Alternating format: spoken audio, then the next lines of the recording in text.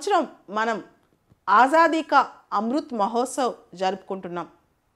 మనకి స్వతంత్రం వచ్చి 75 వసంతాలు పూర్తవుతున్నాయి. ఈ సంగ్రామంలో మొత్తం ఎంతోమంది మహోన్నతులు దేశం కోసం కృషి చేశారు. అయితే వాళ్ళందరూ ఇక్కడ లేకపోయినా వాళ్ళ అడుగుజాడలు మాత్రం మన దగ్గరే ఉన్నాయి. అలాంటి ఒక మహోన్నతమైన వ్యక్తి, మన తెలుగు వ్యక్తి పింగళి వెంకయ్య గారు. ఆయన గురించి, ఆయన కథ గురించి ఒకసారి చెప్పుకోవాలి. ముఖ్యంగా గత సంవత్సర కాలం నుంచి మన నేషనల్ ఫ్లాగ్ జయంతి ఉత్సవాలు కూడా మనం చేసుకుంటున్నాం. ఆయన పుట్టినరోజు ఆగస్టు 2వ తారీఖున. అసలు ఆయన గురించి, ఆయన కథ ఏంటో ఒకసారి చూద్దాం.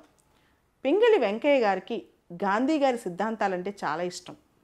యాక్చువల్గా పింగళి వెంకయ్య గారు ఒక సోల్జర్గా పనిచేస్తూ సెకండ్ బోయర్ వార్ టైంలో, అంటే 1899 1902 మధ్యలో సౌత్ ఆఫ్రికాలో గాంధీ గారిని కలిశారంట.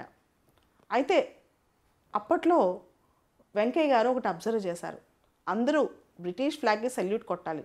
అది ఆయనకు నచ్చలేదు. ఖచ్చితంగా మన ఫ్లాగ్ మనకు ఉండాలని చెప్పి ఆయన అనుకున్నారు. అయితే దానికోసం ఆయన కృషి మామూలుగా చేయలేదు. 1916 నుంచి ఆయన మన ఫ్లాగ్ కోసం కృషి చేస్తూనే ఉన్నారు. 1918 నుంచి 1921 వరకు ప్రతి కాంగ్రెస్ సెషన్లో ఆయన మన ఫ్లాగ్ కోసం పోరాడారు. సో మన జాతీయ పతాక రూపకర్త ఆయన. 1916లో భారతదేశానికి ఒక జాతీయ పతాకం ఉండాలని ఆయన ఒక బుక్లెట్ కూడా రాశారు. ఆ తర్వాత అదే సంవత్సరం 1916లో లక్నోలో కాంగ్రెస్ సెషన్ జరిగింది. అక్కడ పింగళి వెంకయ్య గారు తయారు చేసిన జెండాను ఎగరేశారు. కానీ అది పూర్తి స్థాయి ఇప్పుడున్న జెండా కాదు. 1919లో జలంధర్ ప్రాంతానికి చెందిన లాలా హన్స్రాజ్ అనే ఇంకొక పేట్రియోట్, ఆయన తన ఆలోచనల ఆధారంగా వెంకయ్య గారికి ఒక సజెషన్ ఇచ్చారు. వెంకయ్య గారు తయారు చేసిన ఫ్లాగ్లో, జెండాలో ఒక రాట్నాన్ని పొందుపరచాలని సూచించారు. ఈ సూచనకు మహాత్మా గాంధీ గారు కూడా అంగీకరించారు.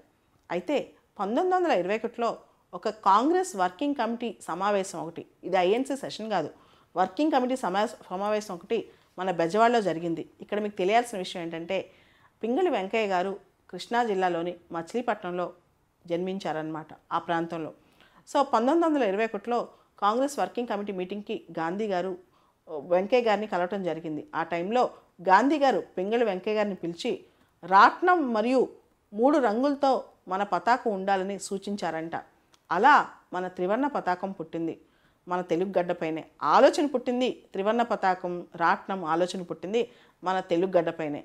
అయితే 1947 జూలై 22 ఈ డేట్ మనకు చాలా ఇంపార్టెంట్. భారత రాజ్యాంగ పరిషత్లో ఒక తీర్మానం చేశారు, మన నేషనల్ ఫ్లాగ్ని అడాప్ట్ చేసుకుంటూ.